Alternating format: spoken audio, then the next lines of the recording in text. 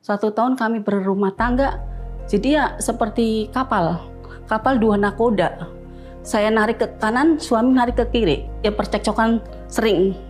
Apapun masalah kecil jadi besar. Ya karena fondasinya nggak ada. Nggak ada, karena nggak ada yang punya pegangan sama sekali. Pertama masuk Kristen, saya merasa tertolak sama keluarga. Ibu sempat bertanya-tanya nggak? Kok setelah aku benar-benar mengikuti Yesus, setelah memutuskan untuk dibaptis, kok malah ada kesulitan demi kesulitan, penderitaan demi penderitaan? Pertama saya baru mengenal Tuhan, anak saya sakit. Kami tidak punya uang. Dengan selembar KTP suami saya untuk berjaminan agar anak saya bisa dirawat di rumah sakit. Gimana supaya uang 100.000 ini bisa buat sampai 1 bulan. Akhirnya suami saya, dia perjalanan dari rumah nyampe pekerjaan 20 km dengan bersepeda. Berangkat subuh. Suami saya yang dipanggil sama dokter, anak bapak Down syndrome. Terus terang suami saya tuh down sampai 3 bulan ada. Benar-benar dia belum mau menerima tentang keadaan anaknya. Tuhan adalah pribadi yang memilih setiap kita. Dan bagi kita umat pilihannya, dia akan mencari kita dengan caranya membawa kita kembali kepadanya. So mari kita ngobrol sama-sama dengan Ibu Eni. Ya, Shalom Ibu Eni. Shalom. Selamat datang di Solusi. Terima kasih sudah mau hadir di tempat ini, mau bercerita tentang Tuhan dalam hidup Ibu Eni. Dan boleh perkenalan sedikit siapa sih seorang Ibu Eni ini? Nama saya Ibu Eni. Saya ibu rumah tangga. Saya panggil Tuhan dari kepercayaan yang lama. Puji Tuhan sekarang kami sudah mengenal Tuhan. Bahkan dengan kebaikannya keluarga kami juga sudah dipulihkan Tuhan. Amin, amin. Nah Ibu Eni tadi kan sempat berkata ya, ada spoiler sedikit bahwa Ibu Eni adalah orang yang dulu bukan pengikut Kristus ya. Punya kepercayaan yang lama. Itu sebelum menikah ya Ibu ya. Iya. Nah bagaimana sih, boleh ceritakan sedikit kehidupan Ibu Eni sebelum menikah, sebelum kenal Tuhan Ibu? Sebelum mengenal Tuhan, terus terang saya hidup di kepercayaan lama. Dari kecil seperti biasa anak-anak ya, kita ya belajar, tapi karena saya dari Jawa, orang tua saya di dalam KTP juga tidak tercantum nama agama tersebut. Oke. Ada agamanya dulu kejawen ya, kepercayaan. Jadi kayak kita juga sama orang tua tidak diharuskan melakukan segala aktivitas keagamaan itu. Oke. Nah perjalanan iman Ibu pada akhirnya dimulai ya kan, Ibu kayak terombang-ambing gitu kan ya. Dimulai ketika Ibu memutuskan menikah dengan seorang laki-laki Kristen ya. Iya. Nah, apa yang hari itu membuat Ibu berkeputusan aku mau menikah dengan dia? Kalau saya itu dari kecil ya, ibaratnya di desa saya itu ada satu gereja. Udah ada satu gereja berdiri satu-satunya itu. Dari kecil kita juga kalau mereka Natalan, kita suka ikut karena kita seneng akan makanannya. Oke, itu diam-diam nggak Bu? Itu diam-diam. Diam-diam. Itu diam-diam kita seneng. Terus saya memutuskan untuk pertama saya memutuskan menikah dengan orang Kristen. Terus terang, kalau sama orang tua saya nggak ada pertentangan. Karena orang tua saya nasionalis ya, dia pegangnya kebaikan dan ketuhanan saja. Saya menikah dalam adat Jawa, bahkan dengan agama kepercayaan saya yang dulu. 1 tahun kami berumah tangga, jadi ya seperti kapal 2 nakoda. Saya narik ke kanan, suami narik ke kiri. Karena kita di dalam keluarga itu tidak melakukan segala aktivitas keagamaan. Suami tidak melakukan aktivitas dia, saya juga tidak. Jadi kita tidak ada pegangan hidup selama 1 tahun. Wow. Itu yang sering kita membuat kita ada masalah sedikit, kita langsung berantem. Sering ada ya percekcokan sering. Apapun masalah kecil jadi besar. Ya karena fondasinya nggak ada. Nggak ada, karena nggak ada yang punya pegangan sama sekali. Jadi sama sekali seperti hidup tanpa ya fondasi kepercayaan apapun hari itu ya. Iya. Oke, kesulitannya apa Bu selain banyak bertengkar? Ya kesulitannya ya banyak ya. Ya pokoknya yang selain bertengkar itu ya pokoknya kayak rumah tangga tuh benar-benar nggak damai sejahtera. Nggak damai sejahtera. Jadi kayak suami juga kayaknya nggak betah gitu loh. Ya karena kita nggak pernah beribadah bareng, nggak pernah berdoa bareng. Jadi benar-benar terombang-ambing. Itu perahu selama 1 tahun. Oke. Jadi memang sampai menikah pun seperti tidak ada fondasi yang benar dalam kehidupan ya Bu ya. Nah, Ibu sendiri berkata bahwa dari orang tua tidak ada pertentangan, tetapi dari saudara-saudara yang lain mengalami penolakan gitu ya. Iya. Pertentangan apa yang terjadi hari itu Ibu? Ya kami menikah, saya dulu tinggal di Bogor. Habis itu selama 1 tahun kita jarang dikunjungin ya. Oke. Jarang ada kunjungan, jarang komunikasi. Bahkan kalau main aja kayaknya kita merasa tersisihkan oleh saudara-saudara. Apa yang mereka lakukan sehingga Ibu merasa tersisih? Karena mereka tidak setuju dengan saya masuk Kristen itu. Selama 1 tahun kan saya tidak masuk Kristen. Saya sudah masuk Kristen baru 1 tahun. Maksudnya 1 tahun dari menikah. Jadi ketika 1 tahun pertama sebelum masuk Kristen, saudara yang lain gimana itu? Biasa aja. Biasa saja. Oke. Setelah Ibu Setelah memutuskan, masuk Kristen baru mulai jadi pertentangannya di situ. pertentangannya di situ. Sekeras apa mereka menentang Ibu?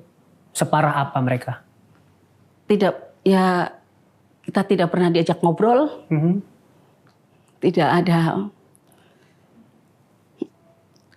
ada kata-kata yang buat kami itu menyemangatin kami gitu loh. Namanya saudari ibaratnya kan suka berkunjung, suka main. Selama itu kita tidak ada pernah.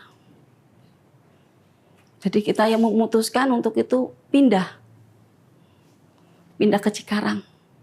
Karena kami merasa tertolak sama keluarga. Kita ngalah pindah ke Cikarang. Tapi hal itu terjadi setelah Ibu pada akhirnya memutuskan untuk masuk ke agama Kristen. Kan itu hal yang berat ya, mengalami penolakan. Sempat bimbang gak Ibu? Maksudnya apakah aku perlu mempertahankan hubungan dengan keluarga sehingga meninggalkan apa yang aku percaya sekarang? Kalau saya itu mikirnya udah keluarga saya sendiri. Oke. Suami dan anak. Jadi saya ibaratnya keluarga saya udah nomor 2. Sekarang keluarga utus inti saya, suami dan anak. Biar kita menyatu gitu loh. Jadi saya tidak memikirkan tentang saudara-saudara saya lagi udah. Pokoknya yang penting saya udah selama saya mau masuk agama Kristen, saya udah pamitan sama orang tua saya dan orang tua saya menyetujui. Justru orang tua nggak kenapa-kenapa ya? Apa yang pada akhirnya setelah setahun menikah dengan suami memilih untuk percaya pada Yesus? Ya puji, ya saya mikir lagi ya kalau saya terus-terusan begini, rumah tangga saya begini, mau gimana lagi ntar ke depannya. Saya harus mengorbankan anak. Saya mikirnya sesudah itu saya memikirkan anak-anak. Gimana nanti anak gede kalau udah besar gitu loh. Jadi suami ngajakin saya ke gereja. Pertama saya nggak mau. Pertama dia ke gereja sendiri. Suami juga itu udah mulai sadar. Pertama kali ke gereja itu. Sesudah sekian puluh tahun dia nggak ke gereja.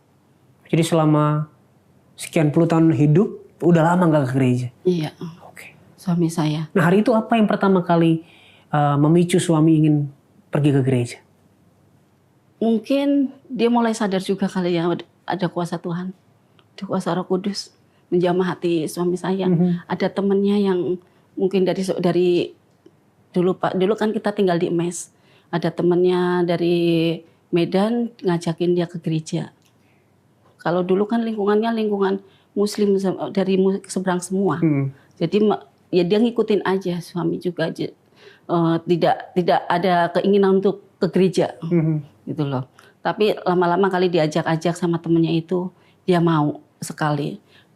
Pas minggu keduanya baru saya diajakin. Tapi puji Tuhan. Ibu belum berkeputusan hari itu, yang waktu diajak itu? Saya langsung iya. Oke. Saya langsung iya, ayo ke gereja. Ya ayo, saya gituin. Terus apa yang terjadi ketika Ibu pertama kali ke gereja itu? Sukacita. Sukacita. Merasakan damai dengan pujiannya. Dulu kita belum kenal kata-kata sukacita, damai itu belum kenal. Cuman rasanya tenang aja. Wah, habis dari gereja tuh rasanya tenang gitu loh. Itu yang saya rasakan pertama kali nginjek gereja. Akhirnya bagaimana Ibu melihat bahwa ya kebenaran hanya ada di dalam Yesus Kristus? Apakah itu melalui pencarian yang cukup panjang pada akhirnya Ibu? Ketika pertama masuk Kristen tuh gimana? Pertama masuk Kristen saya pokoknya luar biasa lah di dalam kehidupan. Biarpun apapun ujian kami, tapi Tuhan ada selagi kami membutuhkan. Karena perjalanan hidup kami juga luar biasa ya, sudah mengenal Tuhan. Apalagi banyak ujian, banyak proses yang Tuhan proses dalam hidup kami, di dalam keluarga. Dan bagaimana Ibu pada akhirnya memantapkan hati untuk dibaptis pada akhirnya ya? Itu gimana? Apa yang bisa membuat pada akhirnya Ibu, oke, aku mau benar-benar percaya pada Yesus, mengikuti Yesus dan dibaptis? Saya ingin dibaptis itu karena benar-benar ingin mengikuti Yesus dan sangat percaya. Sangat percaya kepada Yesus. Saya dibaptis. Saya juga dibaptis juga karena ditunjuk sama seorang pendeta. Gimana itu Bu ceritanya? Kita lagi ibadah, dulu kita ibadah di GBI Jababeka ya. Kita lagi ibadah, kita muji Tuhan.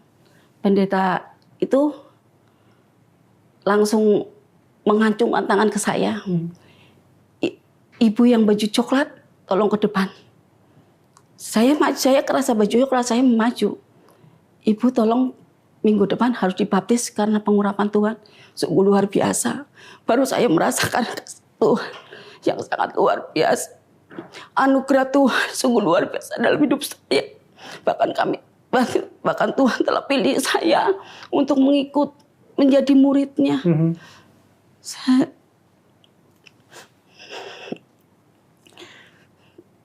Tuhan Yesus baik bagi saya dalam hati saya. Saya tuh hanya bisa mengucapkan terima kasih Tuhan. Kau telah menunjuk saya, Kau telah memilih aku untuk menjadi murid-Mu. Mulai saya dibaptis. Saya harus taat atas petunjuk dari pendeta itu. Kami dibaptis. Bahkan suami saya juga bersama dibaptis. Suami juga. Puji Tuhan.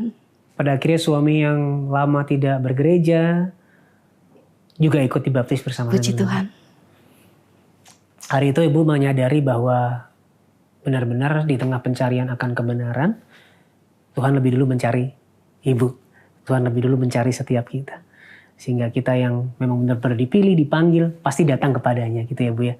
Puji Tuhan, luar biasa. Nah sahabat solusi, buat sahabat solusi yang hari ini sedang ada dalam persimpangan. Pencarian akan kebenaran. Apa sih sebenarnya kebenaran yang sejati? Dan kamu bingung harus kemana? Kamu bingung harus bercerita ke siapa? Kamu bisa menghubungi nomor yang ada di bawah ini. Kami siap untuk mendengarkan cerita kamu, menemani di setiap perjalananmu, dan melalui setiap doa kami berharap bisa mendukung dan menopang pergumulan yang sedang kamu alami. Jangan ragu, karena satu langkah kecil akan membawa perubahan yang besar di dalam hidupmu. Nah Ibu, kan Ibu setelah memutuskan untuk percaya, dibaptis, adakah yang berubah lebih lagi dalam kehidupan Ibu? Apa yang Ibu rasakan hari itu? Pengurapan Tuhan kami rasakan. Terus bahkan ujian Tuhan juga sangat luar biasa. Setiap proses Tuhan selalu ada di hidup kami selama kami baru mengenal Tuhan Yesus. Selama baru dibaptis, ujian datang terus menerus. Tapi puji Tuhan, Tuhan juga menolong kami. Ibu sempat bertanya-tanya nggak? Kok setelah aku benar-benar mengikuti Yesus, setelah memutuskan untuk dibaptis, kok malah ada kesulitan demi kesulitan, penderitaan demi penderitaan? Sempat ragu dan bimbang nggak sih Bu? Saya pertama ragu, tapi kita baca firman lagi. Setiap kita mau naik level, kita harus melalui proses. Kita harus tahan uji. Atas ujian-ujian itu, maka kita akan mendapatkan kemenangan. Nah, hari itu kesusahan apa yang mungkin datang bertubi-tubi? Apakah ekonomi, kesehatan, rumah tangga? Ya mungkin kalau pertama kesehatan. Pertama saya baru mengenal Tuhan. Anak saya sakit, anak saya yang pertama. Anak saya yang pertama sakit selama 1 minggu. Sedangkan kami tidak punya apa-apa, kami tinggal di kontrakan. 1 minggu saya nggak bisa berobat. Sakitnya muntaber ya, jadi apa yang kita masuk, keluar, nggak bisa kemasukan makanan. Akhirnya kami bawa ke rumah sakit. Dan dokter cuma memvonis, ibu maaf, anak ibu kritis, anak ibu tinggal menunggu, ibu tinggal berdoa. Saya mendengar kayak gitu sama suami cuma bisa menangis. Ditambah suami saya, kami tidak punya uang. Untuk membayar rumah sakit aja nggak ada, untuk DP-nya dulu rumah sakit pakai DP. Cuman memberikan KTP doang. Dengan selembar KTP suami saya. Untuk buat jaminan agar anak saya bisa dirawat di rumah sakit. Tapi puji Tuhannya kami masih dipercaya sama orang. Kita masih dikasih pinjaman buat berobat, buat bayar rumah sakit. Itu juga termasuk pertolongan Tuhan menurut saya ya. Biarpun kita ngutang, tapi masih ada orang yang mau percaya kepada kita. Puji Tuhan anak saya sembuh, kita pulang ke rumah. Ada lagi ujian. Itu namanya ujian ekonomi dalam rumah tangga. Tidak pernah berkesudahan. Anak saya udah mau 5 tahun pada waktu itu. Kita masih ngontrak. Kita bingung. Solusinya gimana ini ke depannya. Ya kita cuma berdoa. Ya Tuhan gimana ini jalan keluarnya. Kalau anak udah 5 tahun udah mulai mau sekolah. Sedangkan suami tidak mau kalau saya hidup di kampung. Takutnya saya kembali ke kepercayaan yang lama. Kalau dikontrakan, perkembangan anak ke sekolah kan susah juga ya. Akhirnya kami memutuskan, kita cari jalan keluar gimana. Kita mencari rumah, biarpun kita nggak punya apa-apa, kita dengan bermodal nekat, mencari rumah murah.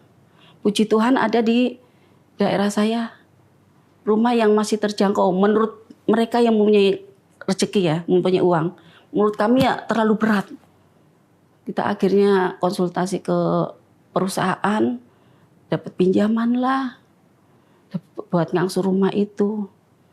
Selama dikontrak, akhirnya kita mempunyai rumah pas umur anak saya 5 tahun, saya pindah ke rumah. Saya punya rumah, ya biarpun itu hanya ngutang, rumah KPR gitu. Kita niatin itu menjadi hak milik kita. Kita doa terus sama Tuhan. Sedangkan gaji suami itu pas-pasan sekali. Buat bayar rumah sama buat bayar utang, uang sisa 100.000 pada tahun 2005. Sedangkan suami kerja luar biasa jauh ya, 20 km. Akhirnya ya gimana supaya uang 20.000, uang 100.000 ini bisa buat sampai 1 bulan. Akhirnya suami saya pinjem sepeda ke adiknya. Dia perjalanan dari rumah nyampe pekerjaan 20 km dengan bersepeda. Berangkat subuh. Saya bantu-bantu. Saya jualan keliling. Saya jualan keliling pecel, gorengan. Kita tetap mengandalkan Tuhan. Kalau kita berusaha, pasti Tuhan buka jalan. Pasti Tuhan akan cukupkan. Ya puji Tuhan, kita bisa lewatin hari-hari itu dengan kekuatan yang dari Tuhan.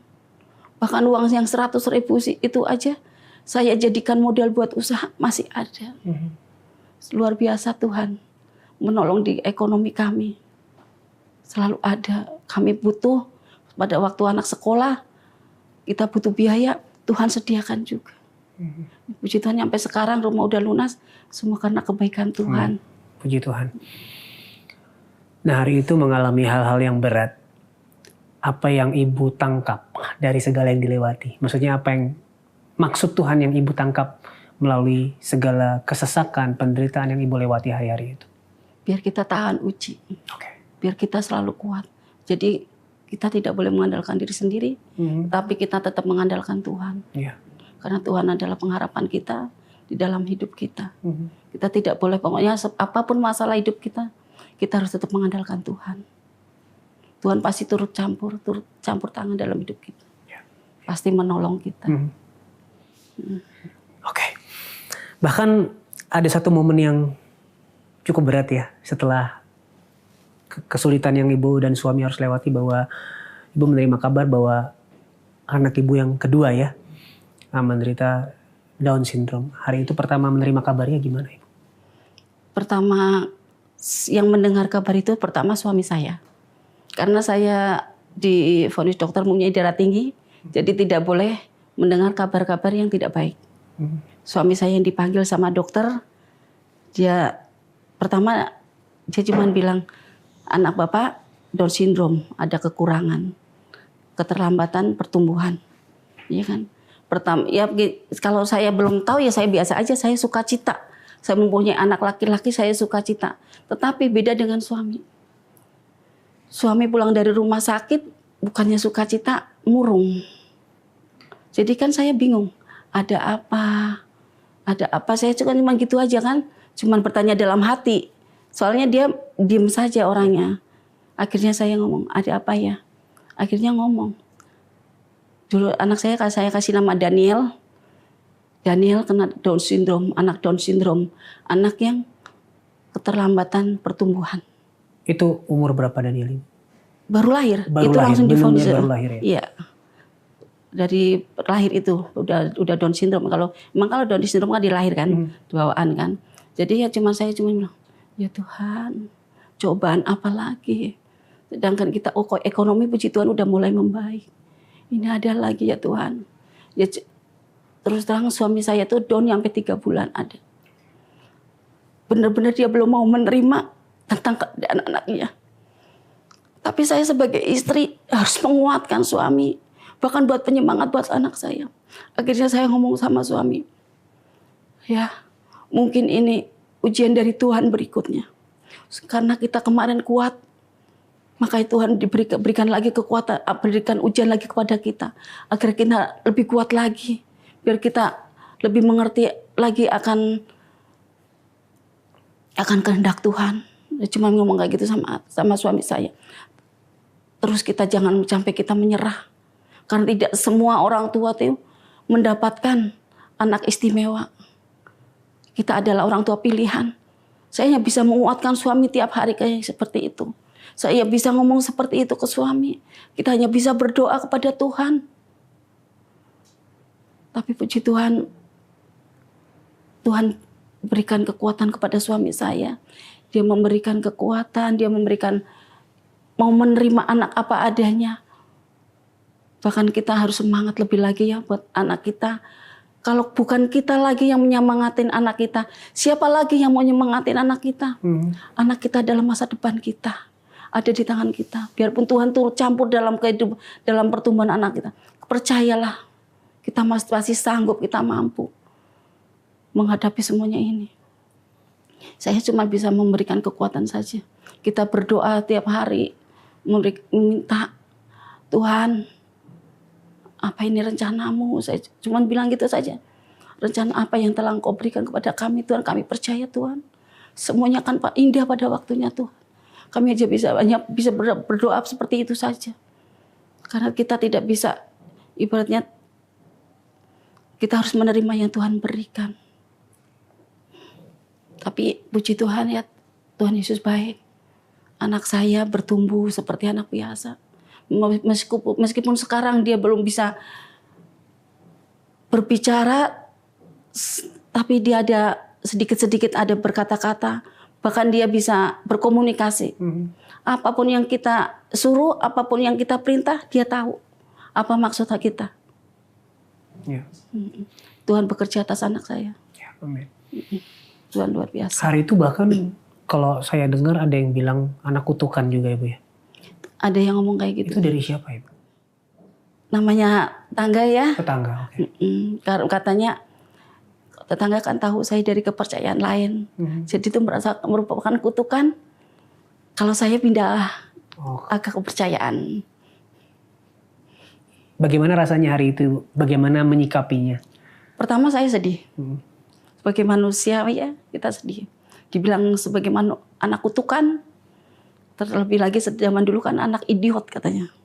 Kata-kata itu yang masih ada di telinga saya. Tapi sekarang saya udah lepaskan semua. Saya udah lepaskan siapapun yang berbicara seperti itu. Kau berkati Tuhan. Yeah. Tuhan pasti akan pakai anak saya. Tuhan akan menyempurnakan anak saya. Saya cuma bilang gitu. Di momen apa waktu itu akhirnya suami juga bisa bangkit dari mungkin hati yang belum bisa menerima kebenarannya, dan ibu juga bisa pada akhirnya menerima kebenaran dan menerima anak ibu apa adanya gitu. Pas kita berdoa tiap hari, Tuhan bukakan hati kita agar kita mau menerima. Dengan berdoa, Tuhan berikan semuanya. Dan hari ini bagaimana ibu dan suami memandang Daniel ini? Luar biasa. Penyertaan Tuhan luar biasa atas Daniel. Kami bangga punya anak seperti itu. Kami bangga. Bahkan kami sungguh terima kasih sama Tuhan. Udah mengaruniakan Daniel kepada kami. Dengan keistimewaannya. Sekarang udah sampai umur 13 tahun. Wow. 13 tahun, biar kalau anak sekarang 13 tahun itu udah pada main bersendiri. Tetapi kalau Daniel bisa buat hiburan kami. Malah bisa menjadi hiburan bagi keluarga. Bahkan saudara-saudara semua juga menyenangi Daniel. Senang Daniel. Itu. Pokoknya saya bersyukur lah. Dulu kita pernah bersungut-sungut. Sekarang kita ubah jadi bersyukur. Jadi anak yang membawa sukacita juga dalam rumah ya Bu ya. Nah, tentu kan ibu pada akhirnya rindu ya untuk memberikan pengajaran tentang kekristenan, tentang iman, tentang Yesus kepada anak-anak. Ada struggle apa yang ibu dan suami alami ketika memberikan pengajaran itu kepada Daniel, ibu? Atau ada cara tersendiri nggak untuk mengajarkan itu? Kalau dari kecil, biarpun saya punya anak Down syndrome, saya tidak tertutup dengan ibadah. Saya tetap bawa ke gereja dari mulai dia bayi. Saya bawa terus, dipuji Tuhan. Dia juga ngerti gitu kalau posisi di gereja dia nggak pernah nangis. Dia diem, ngerti gitu mendengarkan. Dia juga suka lagu-lagu rohani. Tiap hari saya setelin lagu rohani selama tidur. Selama tidur tidak pernah stop ya. Kita setelin lagu rohani terus. Kalau sekarang juga saya biarin aja mau kemana aja. Saya biarpun punya anak Down syndrome, saya tidak mengekang anak saya. Mereka bebas bergaul. Bahkan di gereja saya biarin. Dia mengikuti firman Tuhan. Sekarang kalau saya lagi baca firman Tuhan, saya suruh dengerin. Saya mendengarkan. Duduk diam, ibu membaca ya.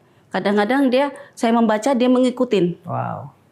Biarpun cuman kata-kata yang belakangnya aja yang keluar, tapi puji Tuhan ada mengikuti kata-katanya. Kalau udah saya baca Alkitab. Karena dia ngikut sekolah minggu, jadi dia ada program baca Alkitab, biarpun dia tidak membaca, tapi saya membaca, dia mendengarkan. Pada akhirnya ibu juga percaya bahwa firman itu kan bekerja dalam hidupnya melalui pertolongan Roh Kudus ya ibu ya. Amin. Nah itu kan momen-momen yang berat ya. Waktu-waktu yang bisa dibilang tidak mengenakan ya. Apa yang bisa membuat ibu tetap kuat dan percaya bersandar kepada Tuhan Yesus ini? Ya karena puasa Tuhan. Saya kuat Tuhan. Kuasa Tuhan yang selalu memberikan kekuatan kepada saya. Dengan berdoa. Itu. Andalan satu-satunya cuma berdoa saja kepada Tuhan. Itu. Datang kepada Tuhan mencurahkan segala isi hati ibu ya. Karena pada akhirnya dialah satu-satunya tempat kita bersandar dan berharap. Nah benar sekali sahabat solusi. Kadang kita bingung harus kemana ketika kita berada di dalam kesulitan, penderitaan dan kesesakan. Tapi hari ini kita diingatkan bahwa satu-satunya tempat kita bersandar, satu-satunya tempat kita berharap hanyalah Tuhan. Datanglah kepadanya berdoa, dan kalau kamu bingung bagaimana harus berdoa, kamu bisa menghubungi nomor yang ada di bawah ini. Kami siap untuk mendengarkan ceritamu dan mendukungmu di dalam doa. Kami tunggu ya, ingat kamu tidak pernah sendirian. Nah, apa yang pada akhirnya ya, ini kan setelah ibu mengenal Tuhan, mengikut Kristus, yang membuat ibu bisa kuat terus berjalan di tengah-tengah kesesakan, di tengah-tengah masalah yang keluarga dan ibu alami gitu ya. Bagaimana ibu melihat pertolongan Tuhan di dalamnya? Pertolongan Tuhan ya selalu ada. Terus kalau kita, puji Tuhan, kita kan ngikutin komunitas lingkungan, jadi kita semakin kuat. Itu dia. Iya, kita saling menguatkan, kita bersahati dalam doa, kita memuji Tuhan. Itulah yang menjadi kekuatan kami. Kita berada di tempat yang benar. Jadi sekali lagi komunitas itu penting ya Ibu ya. Komunitas yang benar. Yang benar, betul. Komunitas yang benar itu penting. Karena Tuhan juga pakai komunitas itu yang benar untuk menguatkan kita, menopang kita, dan melangkah bersama-sama seperti Ibu. Nah, apa yang Ibu rasakan dari komunitas ini? Mungkin komunitas gereja ya hari ini ya. Bagaimana, apa yang mereka lakukan sehingga Ibu dan suami ini bisa terus berjalan dengan kuat? Puji Tuhan, di dalam komunitas kita kan saling menguatkan ya. Kita saling mendoakan, bahkan kita saling sharing firman Tuhan. Firman Tuhan kan bisa menjadi kekuatan bagi setiap kami. Ya kita terus-terusan aja melakukan. Kita jangan, kalau bisa, kalau ada waktu, kita harus ikut komunitas yang benar di dalam Tuhan. Itu biar kita semakin kuat aja. Jadi mereka juga mengingatkan tentang firman Tuhan. Iya. Ada ayat ini yang bisa menguatkan Ibu gitu ya Ibu ya. Pokoknya kita saling terbuka di dalam komunitas tersebut. Ya, karena yang kadang membuat kita tidak bisa tidak bisa ditolong oleh komunitas kita adalah kita nggak mau terbuka itu, Bu. Iya. Nah, bagaimana Ibu terbukanya gimana, Bu? Sempat merasa kalau aku terbuka kan itu berarti mengakui kelemahan. Sempat merasa kalau aku terbuka tuh aku akan merasa malu gitu. Apa yang Ibu alami? Kalau saya terbuka itu jadi beban hidup kita merasa terkurang, merasa berkurang gitu loh. Kita berbagi biar mereka mendoakan saya. Saya tidak merasa malu atas kekurangan hidup saya, karena setiap manusia mempunyai kekurangan. Ya. Jadi saya tetap terbuka biarpun apapun keadaan saya minta saya minta didoakan, saya minta didoakan. Umpama anak saya keadaannya gini, saya terus terang minta didoakan aja. Itu aja. Karena pada akhirnya keterbukaan itu yang akan membuat kita bisa ditolong ya Bu ya. Nah, hari ini sebagai pengikut Kristus yang mengalami banyak hal, yang mengalami pencarian yang begitu panjang, apa yang Ibu rasakan di dalam hati? Setelah saya mengenal Kristus sudah lama ya, saya kenal hampir 26 tahun. Saya dibaptis tahun 2002, jadi sudah 24 tahun saya menerima Yesus sebagai juru selamat saya. Saya sungguh merasakan kasih yang mula-mula yang pertama, yang kedua pertolongan Tuhan, kuasa Tuhan sangat luar biasa dalam penyertaan hidup kami, bahkan pemulihan Tuhan pulihkan, bahkan keluarga saya juga Tuhan pulihkan. Keluarga besar? Keluarga besar Tuhan pulihkan. Apa yang terjadi Ibu kalau boleh tahu? Sedikit saja ceritanya. Mereka mau menerima kami. Mereka mau merangkul kami, bahkan mau berkunjung. Sesudah kami tahun 2005, mereka mudah. Kita mulai akrab lagi, kita mulai seperti biasa lagi. Seperti tidak ada yang dulu tidak terjadi. Karena orang tua saya, mereka memberikan pengertian kepada saudara-saudara saya. Dulu kan Ibu waktu menikah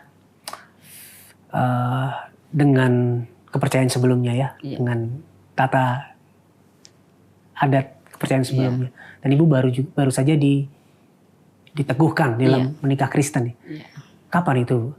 Saya diteguhkan tanggal 23 Juli tahun 2023. Baru ya Bu, baru mau 3 tahun ya Bu ya? Iya, puji Tuhan kita udah diteguhkan di gereja yang dulu kita baptis ya, GBI Lipo Cikarang.